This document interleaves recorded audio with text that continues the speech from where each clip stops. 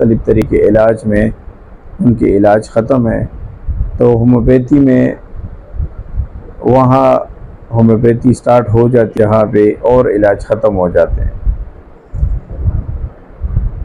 ہندوستان میں بھی بہت گزشتہ سالوں سے میں جس قدر ہومیوپیتھ سائنس نے ترقی کی ہے وہ ناظرین پوشیدہ نہیں ہے، اور جس قدر طریقے علاج کر رہے ہیں اگر ان کی رفتار ہی تو وقت دور ہی، جبکہ پاکستان کا ہر ایک تعلیم یافتہ مرد اور عورت کم و بیش اس علم سے بیردور ہوا ہے، اور وہ وقت بھی دور نہیں جب اس طریقے علاج کو گورنمنٹ آف پاکستان کو سرپرستی انشاءاللہ کرنی پڑے گی۔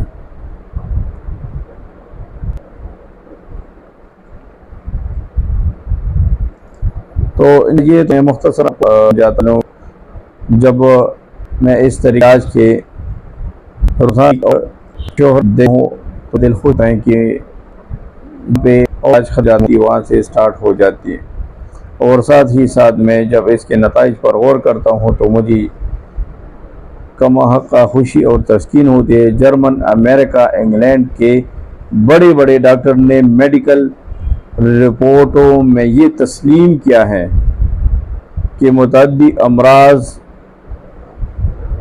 از قسم ہیضہ، طاعون، انفلوئنزا جیسے خطرناک بیماری میں ہومیوپیتھی طریقے علاج کے اندر اوسط اموات دوسرے طریقے ہائی علاج کی بنسبت کہیں بہت کم ہے، اور اس کے نتائج دوسری امراض میں کہیں زیادہ بہتر و خوشگوار ہیں۔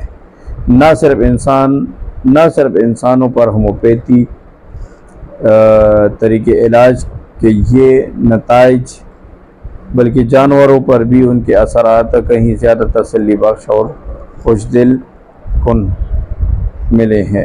میرا ذاتی تجربہ ہے کہ ہومیوپیتھی طبیب صرف انسانوں پر اپنی رویہ کا استعمال، ادویہ کا استعمال اچھی طرح کر سکتے ہیں، بلکہ جانوروں کو بھی بہتر طور پر پہنچا جا سکتا ہے۔ ہومیوپیتھ علاج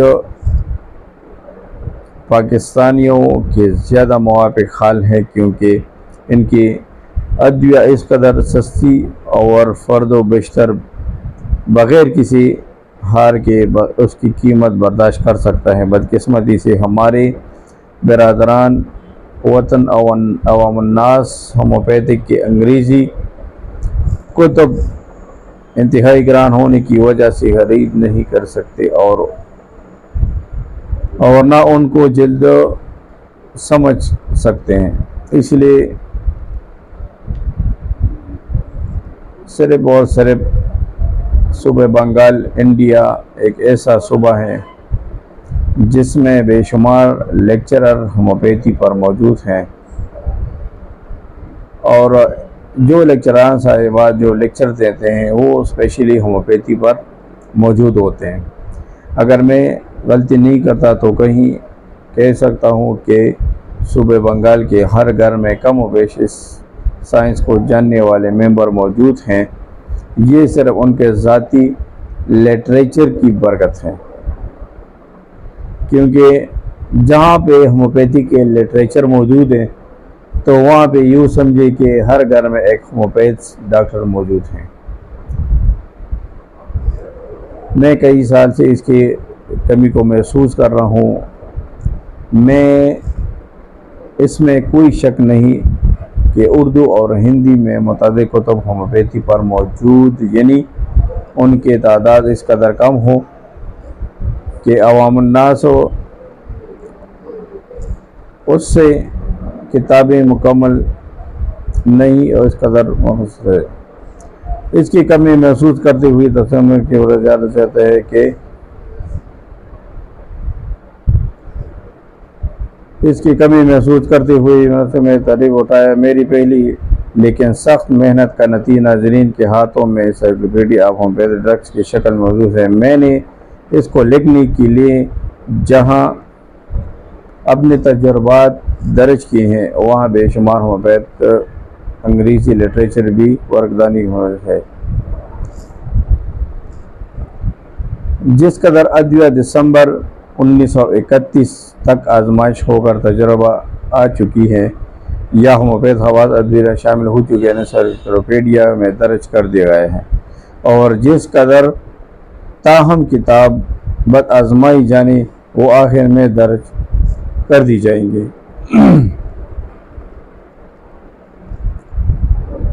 ہومیوپیتھی میں اس قدر بہت سی مراکب رائج ہو چکے ہیں جو پیچیدگی تکالیف میں نہایت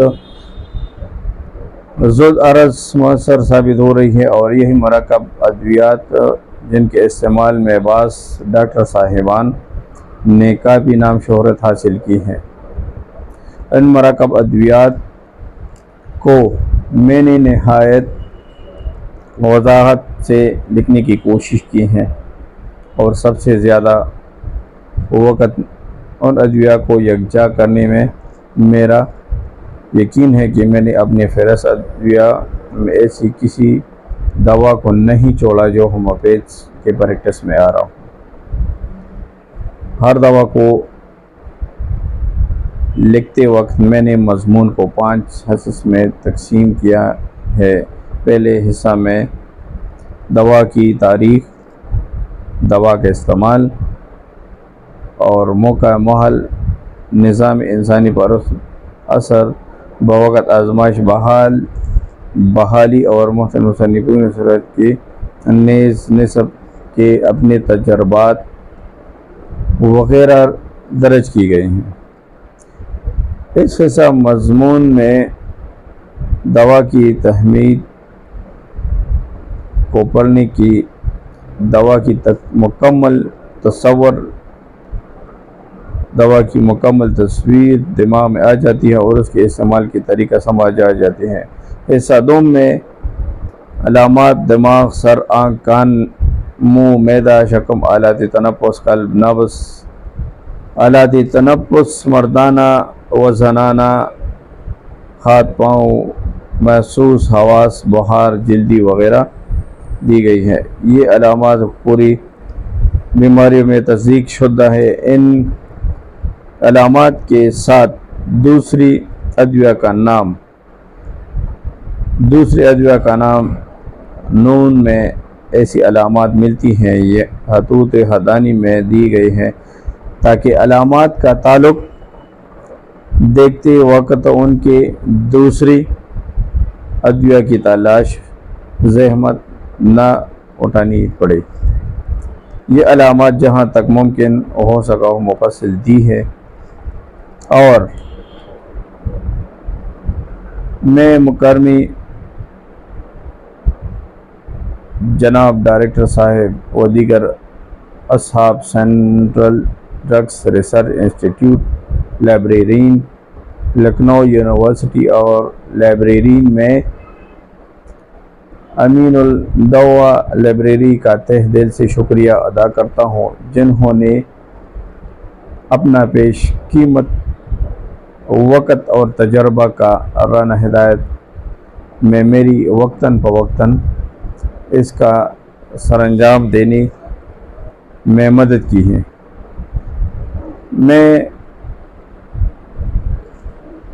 میں شری پریم پرکاش درمیش چنگول کا، جو کہ دوا سازی میں بنارس ہند یونیورسٹی کے پاس شدہ ہے،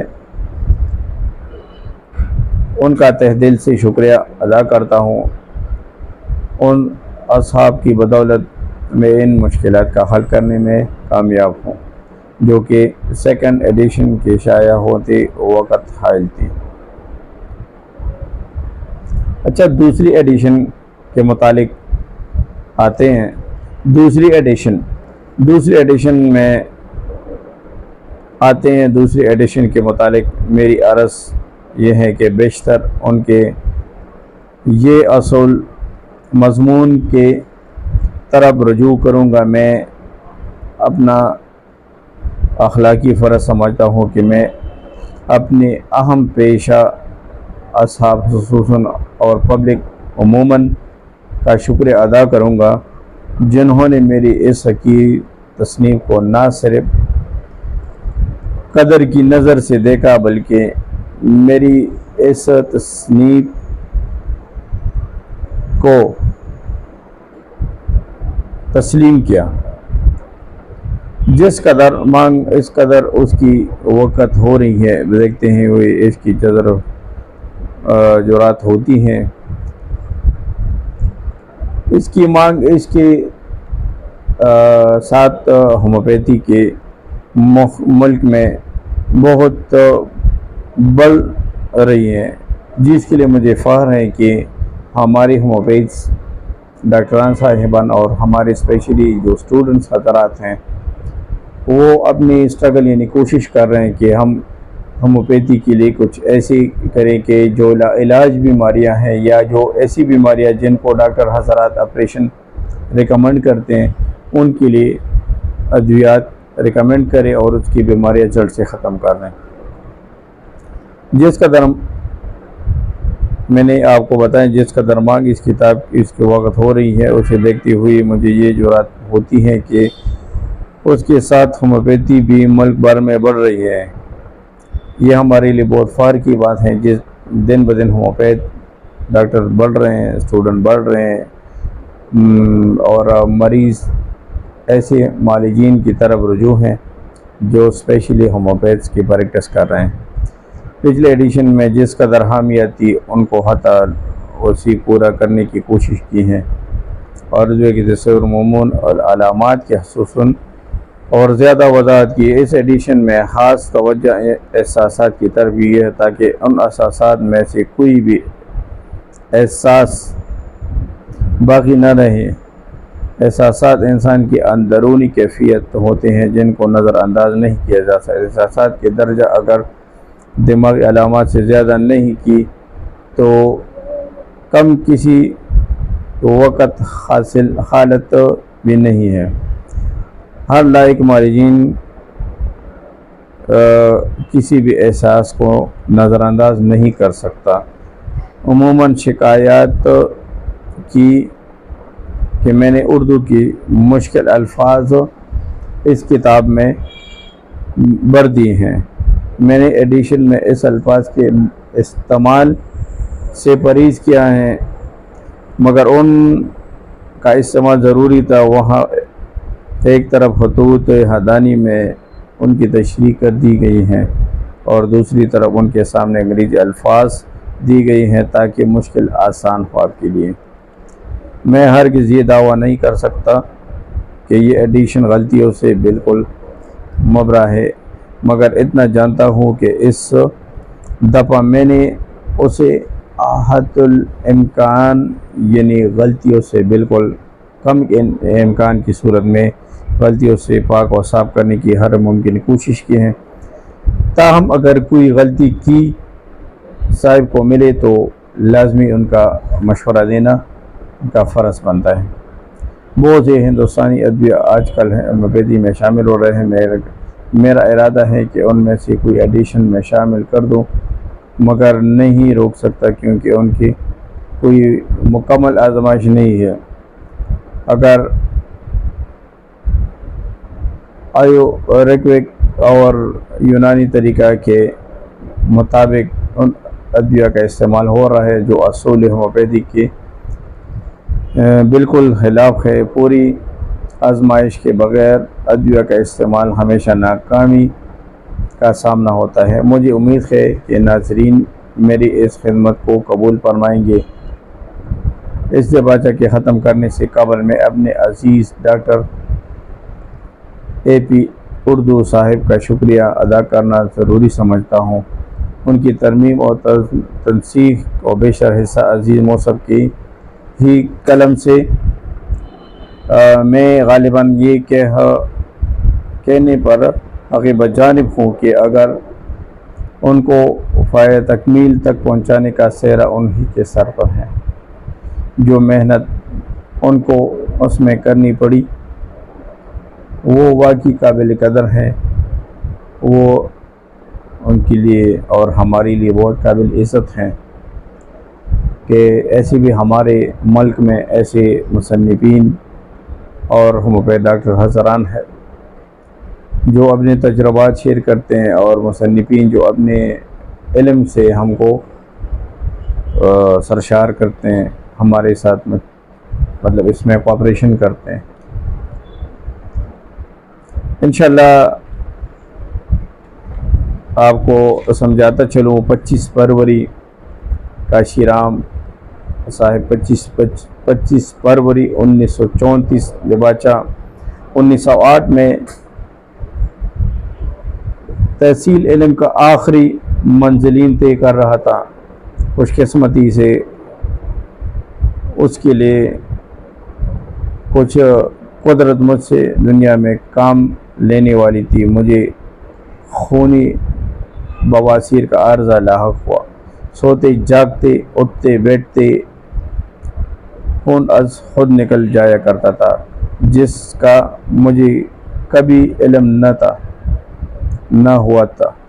میں نے پنجاب کے نامور ایلوپیتھک ڈاکٹر بیلی رام صاحب مرحوم کا مطالعہ بہت عرصے سے جاری رکھا تھا، مگر کچھ فائدہ نہ ہوا۔ یعنی ایلوپیتھی کی جو طریقے علاج سے خونی بواسیر میں ان کا پریکٹس، ان کے ادویات فیل ہو گئے، کچھ فائدہ بھی نہیں ہوا۔ مسیح الملک حکیم اجمل خان صاحب مرحوم کے زیر علاج رہا، مگر قسمت نے یہاں بھی یہ بھی نہ کی۔ آخر قدرت مجھے ڈاکٹر پی سی مور ندار صاحب مرحوم کے پاس کلکتہ پہنچا۔ ان کی عمر اس وقت تقریباً 70-72 برس کی تھی۔ انہوں نے میرے تمام حالات سنے، میرا معائنہ کیا اور رائے کے برابر 2 گولیاں میری زبان پر رکھ کر شفا کا فتویٰ دے دیا۔ حیران تھا کہ آیا عمر کے تقاضا یہ محبوط الحواس ہیں یا واقعی دنیا میں ابھی اس قسم کا کرامات باقی ہیں۔ جو کردویش بہان درویش نے میرے پنجاب کی واپسی کا قصد کیا، لیکن گھر پہنچنے سے پہلے خون بالکل بند تھا اور میں اپنے آپ کو بالکل درست محسوس کرتا تھا۔ آج 4 صدی کا زمانہ گزرا، مگر ایک قطرہ خون کا بواسیر شکایت کے تحت نہیں گرا۔ یعنی اللہ تعالیٰ نے ہومیوپیتھی میں اس قدر حکمت رکھی ہے کہ ایلوپیتھ ڈاکٹر حکیم صاحبان خونی اور بادی بواسیر جو ہماری مریض، ابھی آپ کو میں نے جیل سے سمجھا دی کہ مریض آیا ڈاکٹر صاحب کے پاس، ایلوپیتھس میں اہم اور حکمت میں مطلب دونوں میں فیل تھے۔ اس کی ایک دوائی بھی ان کے لیے کام نہیں کیے۔ جب یہ ہمارے ہومیوپیتھ ڈاکٹر کے پاس آئے ہیں، صرف 2 گولیوں سے ان کی شفا اللہ تعالیٰ نے کی ہے۔ دوسرا سال آنتوں کے پوڑے میں مبتلا ہوا۔ ڈاکٹر ایلوپیتھ صاحبان آپریشن کے رائے دیتے، مگر میں نے پھر بھی اپنے پرانے محسن ڈاکٹر مورندار صاحب کے دروازے کو کھٹکھٹایا۔ یعنی دوسری سال آنتوں میں پوڑے پڑے اور پوڑوں کے لیے ایلوپیتھ میں صرف اور صرف آپریشن کا علاج ہے۔ اس صاحب نے بہترین سوچ سے کام لے کر اپنے ہومیوپیتھ ڈاکٹر کا دروازہ دوبارہ کھٹکھٹایا، یعنی ان کے لیے اپنے علاج کے لیے دوبارہ گیا۔ ان کے چند یوم کے اندرونی علاج سے بغیر کسی قسم کی تکلیف کے صحت یاب ہوا۔ تکلیف مطلب کوئی آپریشن کے بغیر صحت یاب ہو گیا، حتیٰ کہ ایسی علامات پھر کہیں اور بالکل نہ ملی اور نہ چھوڑی۔ احساسوں میں کم و بیش دی گئی کہ یہ پیشی اس قدر مفصل کہ تقریباً ایک بڑی علامات یا تکلیف کی کمی بیشی کا ذکر ہے۔ حصہ 4 میں طاقت دوا کا ذکر ہے۔ یہ طاقت وہ ہے جو طاقت استعمال کرنے والے تجربہ آ چکی ہے، یا دوسرے الفاظ میں یوں کہنا چاہیے کہ ڈاکٹر ایوڈ صاحب نے پیرو انگلینڈ کے ہومیوپیتھ ڈاکٹر کے صاحبان جو استعمال کیا کرتے تھے یا کرتے ہیں۔ میں یہاں یہ عرض کرنا چاہتا ہوں کہ میں ناظرین کو اس کی طاقتوں کے اندر محدود نہیں رکھنا چاہے، بلکہ ناظرین ہومیوپیتھ فلسفی کو کتاب و ہزا کے شروع میں اور پڑھیں تو ہر دوا کی طاقت اندر مریض کی طاقت سے موازنہ کر سکیں گے۔ 5ویں حصہ میں آتے ہیں۔ 5ویں حصہ دوا کے تعلق دوسری ادویہ سے دیا گیا، حتیٰ کہ امکان یہ کوشش کی گئی ہے کہ ہر دوا کے پہلے اور بعد کے استعمال ہونے والی متضاد ادویہ کا ذکر کیا گیا ہے۔ تعلق میں ایک علامات لے کر دوسری ادویہ کی انہی علاماتوں کے ساتھ تفریق کی ہے۔ میں نہیں جانتا کہ میں اپنی کوششیں میں کہاں کامیاب ہوا اور کہیں کامیاب نہیں ہوا۔